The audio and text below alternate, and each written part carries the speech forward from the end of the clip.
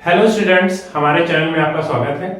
आज हम चर्चा करने जा रहे हैं ट्रांजिशन एलिमेंट्स की प्रॉपर्टीज की। ठीक है, इससे पहले लेक्चर में हम डिस्कस कर चुके हैं इनके बेसिक्स की, मतलब जो इंट्रोडक्शन पार्ट था वो जो है इससे पहले लेक्चर में इंट्रोडक्शन दे चुके हैं कि ट्रांजिशन एलिमेंट्स क्या होते हैं, कौन कौन से होते हैं, पोजीशन क्या होती है, इन सारी चीजों के बारे में आपको बताया जा चुका है। ठीक है, तो अब हम बात करेंगे ट्रांजिशन एलिमेंट की एक एक प्रॉपर्टीज की। तो आज हमारी जो पहली प्रॉपर्टी जिसके बारे में डिस्कस करना है वो है इलेक्ट्रॉनिक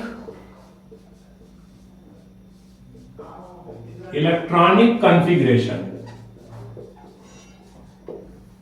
इलेक्ट्रॉनिक कॉन्फ़िगरेशन की हमारे जो ट्रांजिशन एलिमेंट्स हैं उनका इलेक्ट्रॉनिक कॉन्फ़िगरेशन या इलेक्ट्रॉनिक विन्यास क्या होता है। ठीक है, तो इलेक्ट्रॉनिक कॉन्फ़िगरेशन या इलेक्ट्रॉनिक विन्यास क्या होता है इसके बारे में बात करेंगे।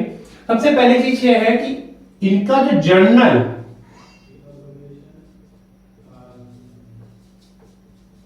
इलेक्ट्रॉनिक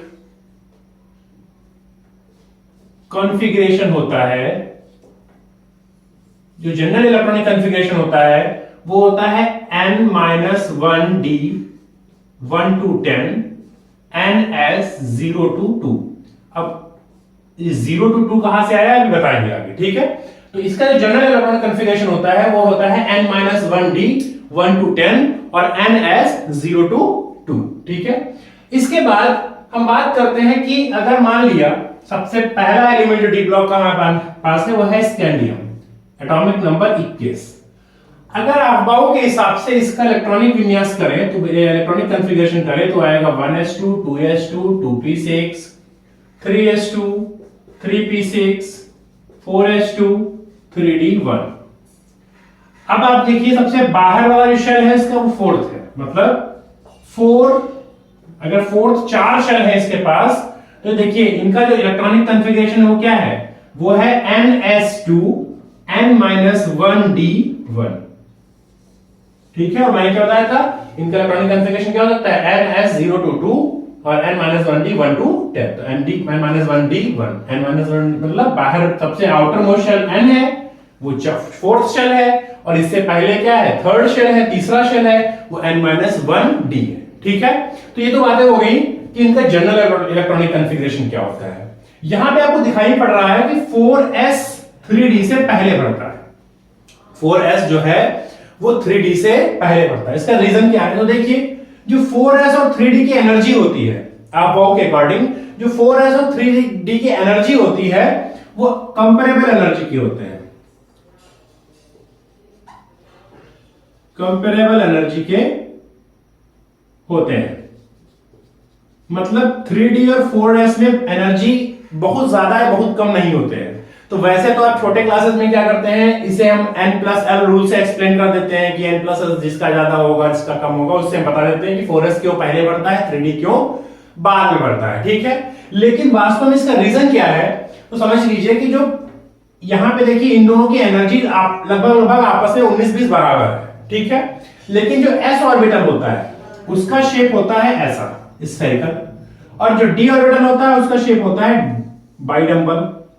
ठीक है, तो जो s ऑर्बिटल होता है, चूंकि s ऑर्बिटल का शेप स्फेरिकल होता है और बीच में न्यूक्लियस होता है, तो क्या होता है s ऑर्बिटल जो कि इलेक्ट्रॉन या s ऑर्बिटल पे न्यूक्लियस अट्रैक्शन फोर्स लगाता है, और यह अट्रैक्शन फोर्स सभी दिशाओं से लगता है, चारों दिशाओं से लगता है। तो क्या करता है, इसमें क्या है, इसमें इधर से अट्रैक्शन फोर्स नहीं लग रहा है, इधर से नहीं लग रहा है, इधर से नहीं लग रहा है, इधर से नहीं लग रहा है, जहां जहां लोब्स हैं वहीं वहीं लग रहा है कि अट्रैक्शन फोर्स, आकर्षण बल न्यूक्लियस की तरफ, अगर बीच में न्यूक्लियस मान लिया जाए तो तब क्या है कि जो s ऑर्बिटल है या s कक्षक है या s सबशेल है उसमें क्या होते हैं, s ऑर्बिटल क्या होता है न्यूक्लियस की तरफ ज्यादा खिंच जाता है क्योंकि अट्रैक्शन फोर्स ज्यादा लगता है। इसी को बोलते हैं पेनिट्रेशन पावर। क्या बोलते हैं, पेनिट्रेशन पावर। तो हम बोलते हैं कि जो s ऑर्बिटल की पेनिट्रेशन पावर होती है वो किससे ज्यादा होती है, d ऑर्बिटल से। जो s ऑर्बिटल की पेनिट्रेशन पावर होती है वो d ऑर्बिटल से ज्यादा होती है। क्यों ज्यादा होती है, मैंने आपको बता दिया। जब पेनिट्रेशन पावर ज्यादा होती है तो s ऑर्बिटल जो होता है वो d के कंपैरिजन में न्यूक्लियस के ज्यादा पास तक पहुंच जाता है। जब ज्यादा पास तक पहुंच जाता है तो हम ये बोल देते हैं कि भाई साहब जो s ऑर्बिटल जो है न्यूक्लियस की ज्यादा पास है इसलिए इसकी एनर्जी कम है, d ऑर्बिटल जो है इसके s के कंपैरिजन में थोड़ा दूर है इसलिए इसकी एनर्जी ज्यादा है। इसलिए s और अबाउ क्या कहते हैं, अबाउ के अकॉर्डिंग अबाउ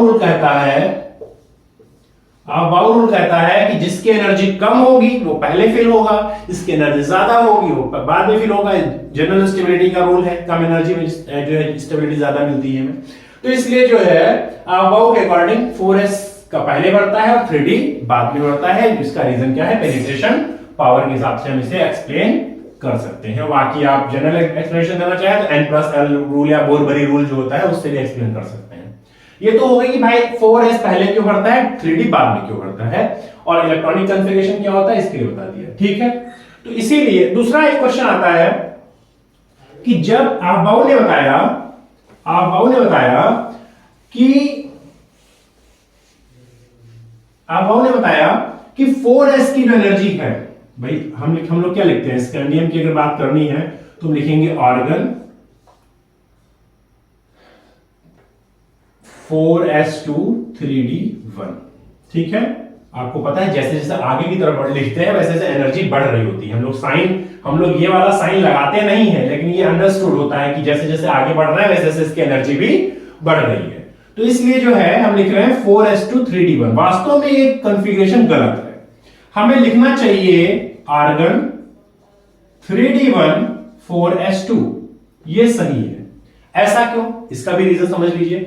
थोड़ा सा ध्यान दीजिए कि आप लोग जब हम लोग बात करते हैं इलेक्ट्रॉन निकालने की, हमें बात करनी है कि मान लिया स्कैंडियम 2+ बनता है, तो आप फटाक से बोलते हो कि सर इलेक्ट्रॉन निकलेगा 4s से और ये बन जाएगा 3d1 4s0। और जनरल जो है रूल क्या बोलता है कि इलेक्ट्रॉन हमेशा हाई एनर्जी वाले शेल से निकलता है। ऐसे ऑर्बिटल जिनकी एनर्जी ज्यादा होती है इलेक्ट्रॉन हमेशा वहीं से निकलता है। चूंकि 4s से निकल रहा है इसका मतलब 4s की एनर्जी ज्यादा है और 3d की एनर्जी कम है। 4s की एनर्जी ज्यादा है और 3d की एनर्जी कम है, लेकिन अभी थोड़ी देर पहले मैंने बताया कि 4s की एनर्जी कम है, 3d की एनर्जी ज्यादा है। तो इलेक्ट्रॉन जो जनरली निकलना चाहिए वो 3d से निकलना चाहिए, जब एनर्जी 3d की ज्यादा है। निकलता है 4s से, उसका क्या रीजन है उसके बारे में बात करेंगे। देखिए क्या ऐसा होता है कि मैंने क्या बोला, इन दोनों की एनर्जी कंपेरेबल है, इन दोनों की एनर्जी कंपेरेबल है। मतलब जाहिर सी बात है, फोर्थ शेल है तो शेल तो बाहर ही होगा, भाई ये पहला शेल होगा, ये दूसरा होगा, ये तीसरा होगा, ये चौथा होगा, तो फोर्थ शेल तो तीसरे के बाहर ही होगा। लेकिन s ऑर्बिटल थोड़ा अंदर तक घुस आता है, d ऑर्बिटल थोड़ा सा कम आ पाता है, तो इसलिए हम बोलते हैं कि 4s की एनर्जी कम हो जाती है, 3d की एनर्जी ज्यादा हो जाती है। किस कंडीशन में, जब तक इनमें इलेक्ट्रॉन नहीं है। जब तक 4s केवल 4s और 3d की बात करते हैं तब तक जो है 4s की एनर्जी ज्यादा है, सॉरी 4s की एनर्जी कम है, 3d की एनर्जी ज्यादा है। अब 4s की एनर्जी कम है तो इलेक्ट्रॉन पहले इसमें आ जाएगा, तो पहला इलेक्ट्रॉन 4s1 आया, 3d 0 ही है, अभी तो कोई इलेक्ट्रॉन नहीं आया। फिर 4s2 आया, 3d 0 है, अभी कोई इलेक्ट्रॉन नहीं आया। लेकिन जैसे ही 3d में पहला इलेक्ट्रॉन आता है, जैसे ही 3d में इलेक्ट्रॉन आता है, देखिए अगर यहां पे इलेक्ट्रॉन निकालना है तो आप बोलोगे d में इलेक्ट्रॉन ही नहीं है, फोर्थ में इलेक्ट्रॉन, फोर्थ चौथे पोर्श में इलेक्ट्रॉन है, फोर्थ शेल में इलेक्ट्रॉन है, तो फोर्थ शेल निकलेगा ही। तो इसमें तो कोई डाउट है ही नहीं, यहां पे तो काम आसानी से एक्सप्लेन कर पा रहे हो। लेकिन जब यहां पे आया तो पहला लास्ट इलेक्ट्रॉन तो ये है ना, लास्ट इलेक्ट्रॉन, ये हायर एनर्जी का इलेक्ट्रॉन आया किसमें, 3d में। 3d में जब इलेक्ट्रॉन आता है तब क्या होता है, इलेक्ट्रॉन रिपल्शन काम करता है। जो तीसरे शेल के इलेक्ट्रॉन है, जो फोर्थ शेल के इलेक्ट्रॉन है, इनके बीच में आपस में रिपल्शन काम करता है। 3d के इलेक्ट्रॉन और 4s के इलेक्ट्रॉन में रिपल्शन काम करता है, प्रतिकर्षण काम करता है। जब रिपल्शन काम करता है तो अगर हम पहले डायग्राम बना रहे थे, ये अगर पोटेंशियल एनर्जी डायग्राम बना रहे हैं या फिर रेडियल प्रोबेबिलिटी डिस्ट्रीब्यूशन का डायग्राम बना रहे हैं, तो डायग्राम में कुछ ऐसा दिखाई पड़ रहा था। मतलब एनर्जी पहले लगभग कंपेरेबल एनर्जी थी, क्योंकि पेनिट्रेशन पावर 4s का ज्यादा था तो फिर हम लोग 4s की एनर्जी कम ले लिया था, क्योंकि 4s अंदर तक चला आता है। लेकिन जैसे ही दोनों में इलेक्ट्रॉन आए, ये 4s है, 3d है, दोनों में रिपल्शन शुरू हो गया, प्रतिकर्षण शुरू हो गया। और जैसे ही रिपल्शन शुरू हुआ, क्या हुआ, 4s बाहर की तरफ और 3d अंदर की तरफ, 4s बाहर की तरफ, 3d अंदर की तरफ। वह रिपल्शन ऐसे तो होगा, अगर इन दोनों में रिपल्शन होगा तो प्रतिकर्षण होगा, तो ये थोड़ा और अंदर घुसेगा, ये थोड़ा और बाहर आ जाएगा। जब रिपल्शन होता है, जब जैसे ही 3D में इलेक्ट्रॉन आ जाते हैं वैसे ही 4s की एनर्जी ज्यादा हो जाती है, 3D की एनर्जी कम हो जाती है। इसीलिए 4s से इलेक्ट्रॉन निकलता है, 3D से इलेक्ट्रॉन नहीं निकलता है। तो इसीलिए जब कॉन्फ़िगरेशन लिखोगे तो ये कॉन्फ़िगरेशन गलत है, यही कॉन्फ़िगरेशन सही है। आप बुक्स में देख लीजिए, यही कॉन्फ़िगरेशन आपको लिखा हुआ मिलेगा, ठीक है। और अगर आप पूछा जाए जब तक इलेक्ट्रॉन नहीं है, ऑफ-बाउंड ने क्या बताया था, और ऑफ-बाउंड ने ऑर्बिटल की एनर्जी बताई थी, जब तक उसमें कोई इलेक्ट्रॉन नहीं है। तो ऑफ-बाउंड के अकॉर्डिंग ये सही है कि 4s की एनर्जी कम है, 3D की एनर्जी ज्यादा है। लेकिन वास्तव में क्या हुआ कि जब दोनों में इलेक्ट्रॉन आ गए तो रिपल्शन की वजह से 3D की एनर्जी कम हो गई और 4s की एनर्जी ज्यादा हो गई, ठीक है। तो इसीलिए 4s, अब अगर आप कॉन्फ़िगरेशन आपको लिखना है तो आप कैसे लिखोगे, Ar 3d1 4s2, ठीक है। ये ऑर्गन है, आप जो है ऐसे लिख सकते हैं स्कैंडियम का इलेक्ट्रॉनिक कॉन्फ़िगरेशन। ये नहीं लिखेंगे, ये थोड़ा सा गड़बड़ है, ये थोड़ा सा गलत है। क्यों गलत है? क्योंकि हम लोग अंडरस्टूड ये होता है कि जैसे जैसे आगे की तरफ लिखते हैं वैसे वैसे इलेक्ट्रॉन, वैसे वैसे एनर्जी हम लोग ज्यादा बताना चाहते हैं, ठीक है। ये जो मानते हैं कि आगे लिखा हुआ जो ऑर्बिटल है उसकी एनर्जी ज्यादा है। बात समझ में आ गई? तो ये आप लोगों के सामने लिखे हुए हैं सारे एलिमेंट, और इसमें जो है आप इलेक्ट्रॉनिक कॉन्फ़िगरेशन से देख सकते हैं कि सब में 4s2 पहले भर जाता है, उसके बाद 3D में इलेक्ट्रॉन डालना शुरू करते हैं। तो 3d1 3d2 3d3 5 5 6 7 8 9 10 और 10। यहां पे थोड़ा सा एक हमें दिखाई पड़ता है कि ये जो यहां पे वैसे तो सब कुछ सही चल रहा है, लेकिन ये क्रोमियम है और ये जो कॉपर है, ठीक है। क्रोमियम 3d3 के बाद होना चाहिए था 3d4 4s2, और यहां पे होना चाहिए था 3d9 4s2, लेकिन 3d4 4s2 की ना होके ये हो गया 3d5 4s1, और ये हो गया 3d9 4s2 ना होके हो गया 3d10 4s1। ऐसा क्यों हुआ है? ऐसा क्या हो गया कि जो है ये इनमें चेंज हो गए हैं? तो उसके लिए तो ये हम बोल सकते हैं कि ये हमारे एक्सेप्शनल इलेक्ट्रॉनिक कॉन्फ़िगरेशन है। तो ये जो एक्सेप्शनल इलेक्ट्रॉनिक कॉन्फ़िगरेशन है, एक्सेप्शनल इलेक्ट्रॉनिक कॉन्फ़िगरेशन है, ये क्यों है? इसका रीजन क्या है? ऐसा क्यों हो गया कि 4s से एक इलेक्ट्रॉन निकल के 3D में चला गया? तो बड़ा कुछ लोग बोलते हैं, ज्यादातर आप लोगों ने सुना होगा, छोटे क्लासेस में बोला जाता है कि ये हाफ फील्ड हो जाता है और ये फुल फील्ड हो जाता है, और हाफ फील्ड और फुल फील्ड ऑर्बिटल्स ज्यादा स्टेबल होते हैं, इसलिए ऐसा होता है, ठीक है, ये कहा जाता है। लेकिन अगर ऐसा लोग बोलते हैं तो हम फिर उनसे ये भी पूछना चाहते हैं कि ये पहले तो ये फुल फील्ड था, अब ये भी तो फुल फील्ड से हाफ फील्ड कर रहे हो, तो एक तरफ स्टेबिलिटी बढ़ा रहे हो, दूसरी तरफ स्टेबिलिटी घटा रहे हो, तो ये कौन सा रीजन हुआ भाई? तो इसको एक्सप्लेन करने के लिए आप क्या कर सकते हो, दो रीजन है। पहला रीजन सिमेट्रिकल डिस्ट्रीब्यूशन, पहला रीजन है सिमेट्रिकल डिस्ट्रीब्यूशन ऑफ इलेक्ट्रॉन, और दूसरा रीजन है एक्सचेंज एनर्जी, एक्सचेंज एनर्जी, ठीक है। ये सिमेट्रिकल डिस्ट्रीब्यूशन ऑफ इलेक्ट्रॉन और एक्सचेंज एनर्जी, सिमेट्रिकल डिस्ट्रीब्यूशन मतलब सममित वितरण, ठीक है। ऐसा माना जाता है कि जब इलेक्ट्रॉन, देखिए ये डी के ऑर्बिटल है, डी ऑर्बिटल के ऑर्बिटल को ध्यान से देखिए, ये डी एक्स वाई है, ये डी वाई जेड है, ये डी जेड एक्स है, ये d x square minus y square है, और डी जेड स्क्वायर। ये 5 ऑर्बिटल मेरे पास है इस टाइम।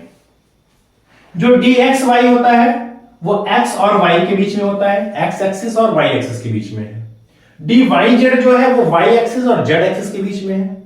जो डी जेड एक्स है वो जेड और एक्स के बीच में, मतलब तीनों एक्सिस के बीच में जितनी पोजीशन खाली थी वहां पे तीनों ऑर्बिटल आके भर गए।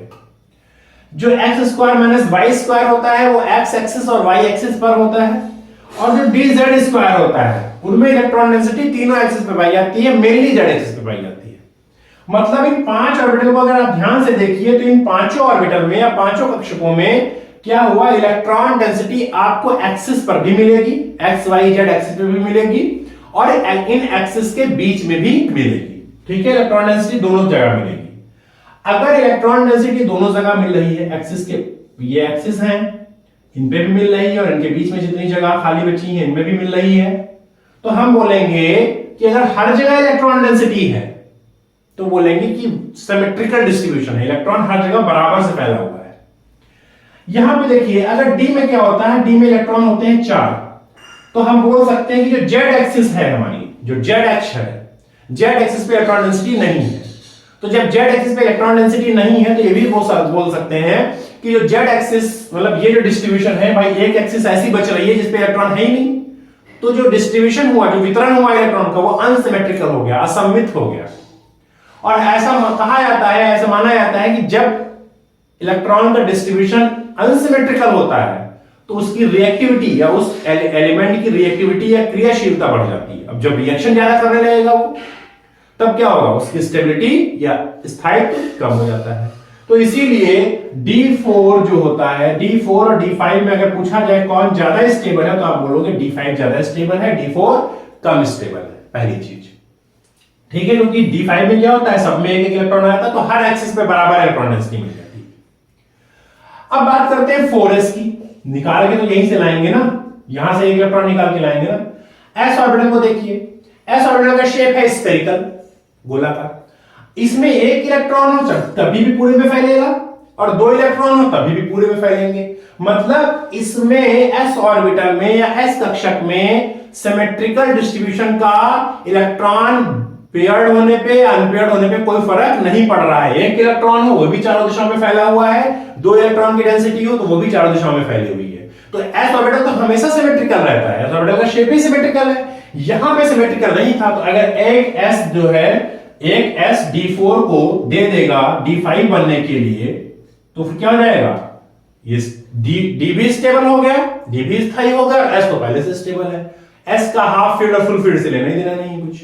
दूसरी चीज, अगर हम बात करें D9 की, तो D9 में देखिए x y के बीच में, y z के बीच में, z x के बीच में और x square minus y square, मतलब x और y पर इलेक्ट्रॉन घनत्व जो है, इलेक्ट्रॉन डेंसिटी है, वो 2-2 इलेक्ट्रॉन की मिल रही है हमें।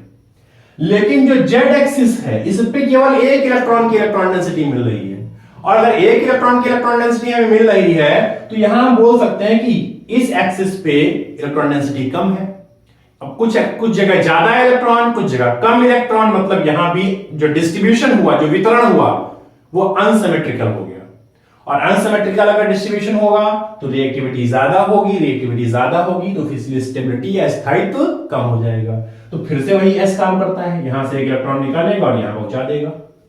ठीक है, अब पहुंचा देगा तो ये स्टेबल हो जाएगा और ये तो पहले से स्टेबल है, इसमें कोई सिमेट्रिकल अनसिमेट्रिकल का कॉन्सेप्ट ही नहीं है। तो हम मान सकते हैं कि अगर सिमेट्रिकल डिस्ट्रीब्यूशन हो, symmetrical distribution more stable, symmetrical distributions are more stable than unsymmetrical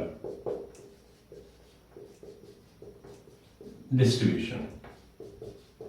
कि जो सिमेट्रिकल डिस्ट्रीब्यूशन होते हैं वो ज्यादा स्टेबल होते हैं अनसिमेट्रिकल डिस्ट्रीब्यूशन से। तो पहला रीजन तो क्लियर हो गया कि सिमेट्रिकल डिस्ट्रीब्यूशन से एक्सप्लेन कर सकते हैं। दूसरा जो सबसे इंपॉर्टेंट रीजन है वो है एक्सचेंज एनर्जी का, कि जो इलेक्ट्रॉन है वो अपने एनर्जी लेवल में आपस में एक्सचेंज करते रहते हैं। मतलब जैसे मान लिया आपको पता है कि जो d के 5 ऑर्बिटल है,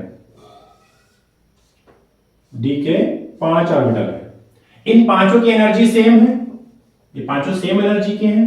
जब पांचों सेम एनर्जी के हैं तो इलेक्ट्रॉन यहां से यहां जा सकता है, लेकिन इलेक्ट्रॉन ऐसे मूव करता है कि एटम के कॉन्फ़िगरेशन पे या एटम के ओरिएंटेशन पे या एटम की रिएक्टिविटी पे कोई फर्क ना पड़े।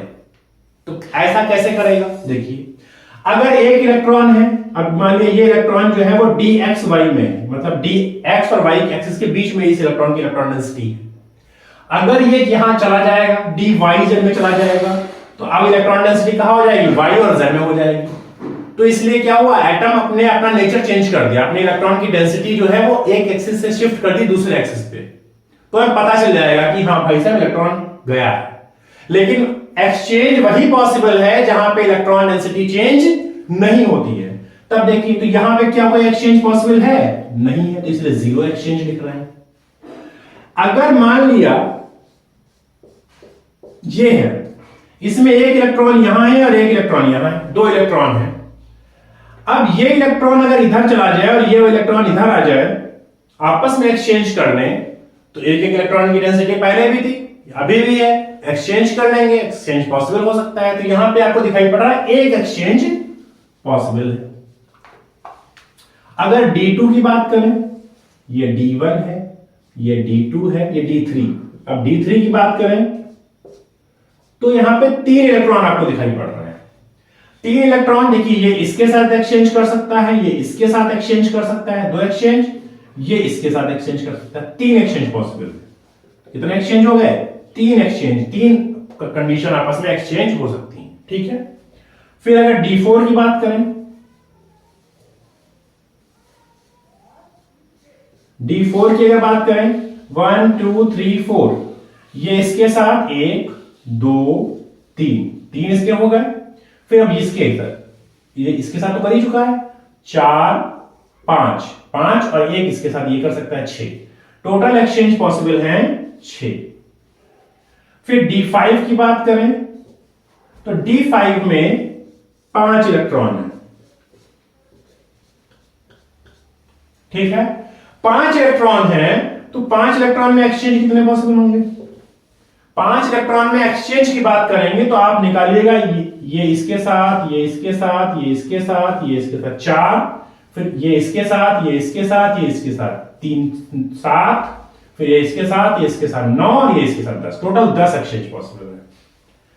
इलेक्ट्रॉन जितना ज्यादा एक्सचेंज करेगा, इलेक्ट्रॉन जितना ज्यादा एक्सचेंज करेगा वो उतनी एनर्जी कम करेगा और स्टेबिलिटी उतनी ही ज्यादा होगी, ठीक है। तो जैसे जैसे एक्सचेंज बढ़ती है, जैसे जैसे एक्सचेंज एनर्जी बढ़ती है, एक्सचेंज एनर्जी क्या है? एक्सचेंज एनर्जी वो एनर्जी है जो सिस्टम कम कर रहा है, और एनर्जी कम होगी तो स्टेबिलिटी बढ़ जाएगी।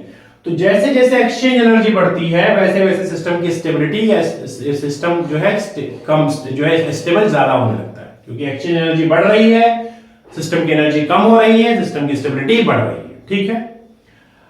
अब देखते हैं, अगर D6 की बात करें, D7 की, D8 की, D9 की और D10 की। D6 में अगर आप देखेंगे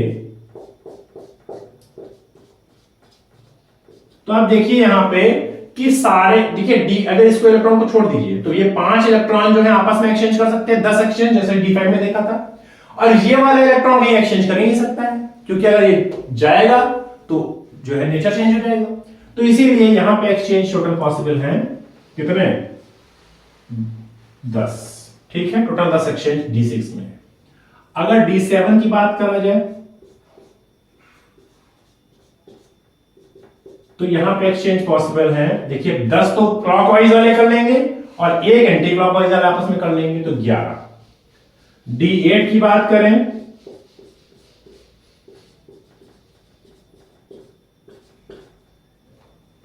D8 की अगर बात करें तो D8 में 10 तो क्लॉकवाइज वाले कर लेंगे और 3 एंटी क्लॉकवाइज, तो 3 एक्सचेंज कर लेंगे। टोटल एक्सचेंज कितने पॉसिबल हो जाएंगे? 13।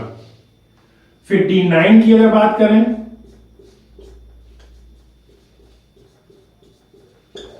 तो एक्सचेंज कितने पॉसिबल है? देखिए 10 तो क्लॉकवाइज वाले करेंगे और 4 एंटी क्लॉक, 4 एंटी क्लॉक वाले, जैसे ये 4 कर सकते थे वैसे एंटी क्लॉक वाले भी आपस में 4 6 एक्सचेंज करेंगे। टोटल एक्सचेंज हो जाएंगे 16। और यहां पे अगर हम बात करें D10 की, D10 की बात करेंगे तो टोटल एक्सचेंज हो जाएंगे 20, ठीक है। ये टोटल नंबर ऑफ एक्सचेंज है और आपको बता चुके हैं एक्सचेंज जितना ज्यादा स्टेबिलिटी उतनी ही ज्यादा, ठीक है। अब देखिए अगर D1 से D2 में आते हैं तो अंतर है 1 का, D2 से D3 में आते हैं तो अंतर है 2 का, D3 से D4 में जाते हैं अंतर है 3 का, D4 से D5 में जाते हैं अंतर है 4 का, फिर जब D5 से D6 में जाते हैं 0 का अंतर, फिर यहां पे 1 का डिफरेंस, यहां पे 2 का डिफरेंस, यहां पे 3 का डिफरेंस और यहां पे फिर 4 का डिफरेंस। आप देख रहे हैं कि अगर D4 से D5 में मूव करा जाए तो एक्सचेंज का डिफरेंस सबसे ज्यादा है, और D5 यहां पे D9 से D10 में अगर जाया जाए तभी भी एक्सचेंज का डिफरेंस या एक्सचेंज का अंतर सबसे ज्यादा है। और आपको पता है एक्सचेंज जितना ज्यादा होगा स्टेबिलिटी उतनी ही ज्यादा होगी। इसीलिए सिस्टम वाला क्या कर देता है, D4 से D5 में कन्वर्ट कर जाता है और D9 से D10 में कन्वर्ट कर जाता है। लेकिन थोड़ा सा यहां पे देखने वाली बातें ये है कि जो है जब D4 से D5 में जाता है, D9 से D10 में जाता है, तब यहां पे देखिए मान लिया इलेक्ट्रॉन यहीं से तो जाएगा, ये 4s है तो 4s2 से तो इलेक्ट्रॉन आ जाएगा। इलेक्ट्रॉन जब यहां से जाता है, ठीक है, वो D4 से D5 में कन्वर्ट कर देता है और D9 को D10 में कन्वर्ट कर देता है। ठीक, अभी आप देख रहे हैं कि जब यहां से इलेक्ट्रॉन जाता है तो देखिए जब दो इलेक्ट्रॉन, तो ये तो एक्सचेंज एनर्जी का कॉन्सेप्ट हो गया कि अब यहां पीछे देखिए अगर 4s में एक इलेक्ट्रॉन है तो 4s में भी कोई एक्सचेंज पॉसिबल नहीं है, और अगर 4s में दो इलेक्ट्रॉन है तब भी कोई एक्सचेंज पॉसिबल नहीं है। मतलब 4s में सिमेट्रिकल, जो अगर s ऑर्बिटल की बात की जाए तो s ऑर्बिटल में सिमेट्रिकल डिस्ट्रीब्यूशन वाला भी कॉन्सेप्ट नहीं चल रहा था और एक्सचेंज एनर्जी वाला भी कॉन्सेप्ट उधर नहीं चल रहा है। इसीलिए आप ध्यान रखिए s ऑर्बिटल के लिए हाफ फील्ड और फुल फील्ड कुछ नहीं होता। s ऑर्बिटल के लिए हाफ फील्ड या फुल फील्ड जैसी कोई चीज नहीं होती, ध्यान रखिएगा इस बात को। तो इसीलिए अगर हम बात करें 4s2 की तो एक इलेक्ट्रॉन ये, एक इलेक्ट्रॉन ये, अब ये यहां से निकल जाएगा और यहां पे चला जाएगा, यहां पे चला जाएगा, D4 से D5 बन जाएगा, D9 से D10 बन जाएगा। इसीलिए दो एक्सेप्शन आपको दिखाई पड़ते हैं, एक क्रोमियम में दिखाई पड़ता है और एक कॉपर में दिखाई पड़ता है। तो क्रोमियम और कॉपर ये आपको एक्सेप्शन दिखाई दे देंगे। ठीक है, ये तो हो गई इलेक्ट्रॉनिक कॉन्फ़िगरेशन की बातें। इसके अलावा ये तो हो गई फर्स्ट ट्रांजिशन सीरीज एलिमेंट या 4 पीरियड डी ब्लॉक एलिमेंट। ठीक है, फर्स्ट ट्रांजिशन एलिमेंट्स या 4th period D block element, दोनों नाम है सकते हैं क्योंकि ट्रांजिशन सीरीज का पहली सीरीज है इसीलिए फर्स्ट ट्रांजिशन सीरीज बोला। फर्स्ट ट्रांजिशन सीरीज लिख दीजिए, फर्स्ट ट्रांजिशन सीरीज बोला, और क्योंकि 4th पीरियड में है इसीलिए 4th पीरियड के डी ब्लॉक एलिमेंट बोल सकते हैं। एक नाम और है इनका, क्या?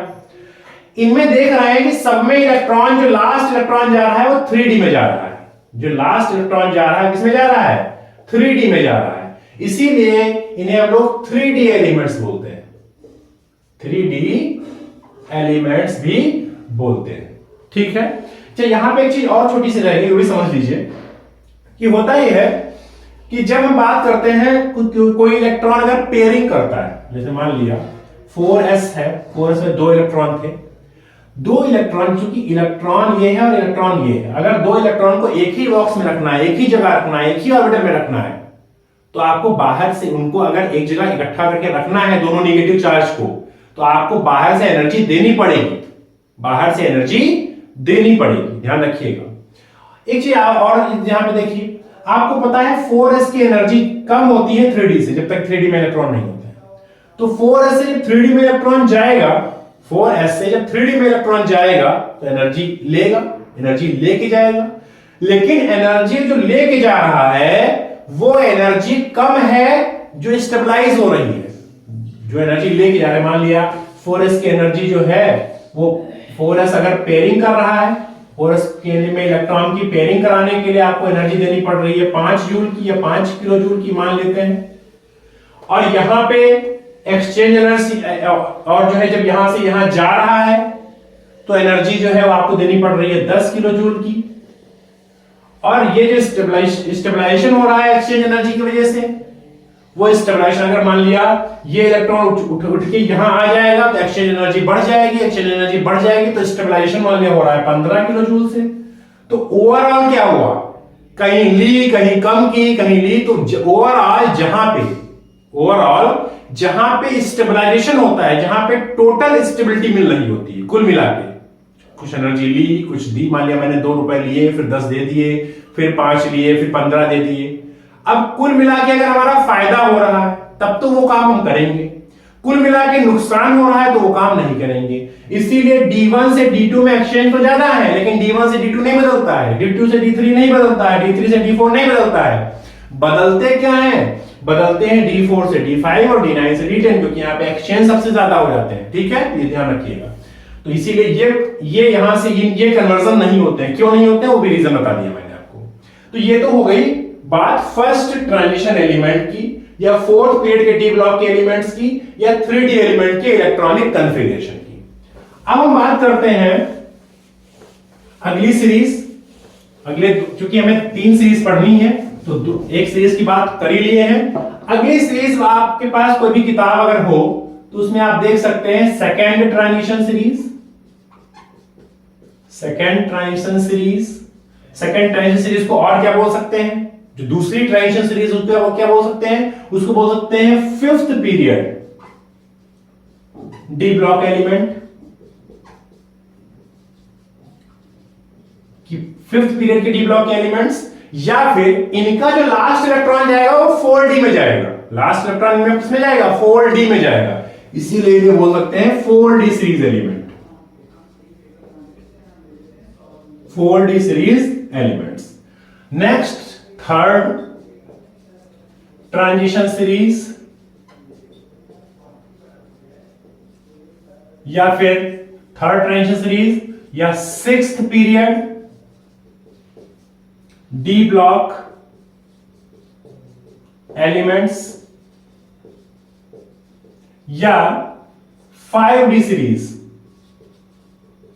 एलिमेंट्स। ठीक है, तो ये कुल मिला के हमारे पास 3 ट्रांजिशन सीरीज हैं। इनके इलेक्ट्रॉनिक कॉन्फ़िगरेशन जैसे मैंने इसमें बताया है, जो रीजन इसमें लग रहे हैं वही रीजन इनमें भी अप्लाई होंगे। लेकिन इनमें क्या होता है, अभी तक तो हम D4 जहां आना था और D9 जहां आना था वहां पे थोड़ा गड़बड़ी देखने के लिए मिली। यहां पे गड़बड़ियां थोड़ी बहुत 2-4 और मिलती हैं, यहां पे इरेगुलरिटीज और मिलती हैं, एक्सेप्शन ज्यादा मिलते हैं। उसका रीजन क्या है कि यहां पे आप अगर आपके पास कोई किताब हो, लिखना थोड़ा सा ज्यादा है तो इसलिए जो है आपके पास कोई किताब हो तो उसमें ओपन करके देख लीजिए कि कॉन्फ़िगरेशन क्या है इसका। ठीक है, तो यहां पे इरेगुलरिटीज ज्यादा मिलती हैं इनसे, इसमें तो दो ही एक्सेप्शन है, इन सीरीज में एक्सेप्शन बढ़ जाते हैं। कैसे बढ़ते हैं, उसका रीजन क्या है, तो समझ लीजिए अगर एटॉमिक नंबर 40 से ज्यादा होता है, Z मतलब एटॉमिक नंबर, अगर एटॉमिक नंबर परमाणु क्रमांक 40 से ज्यादा होता है, या हैवियर एलिमेंट्स होते हैं, हैवियर एलिमेंट्स हैं, अगर हैवियर एलिमेंट्स हैं तो क्या होता है, डिफरेंस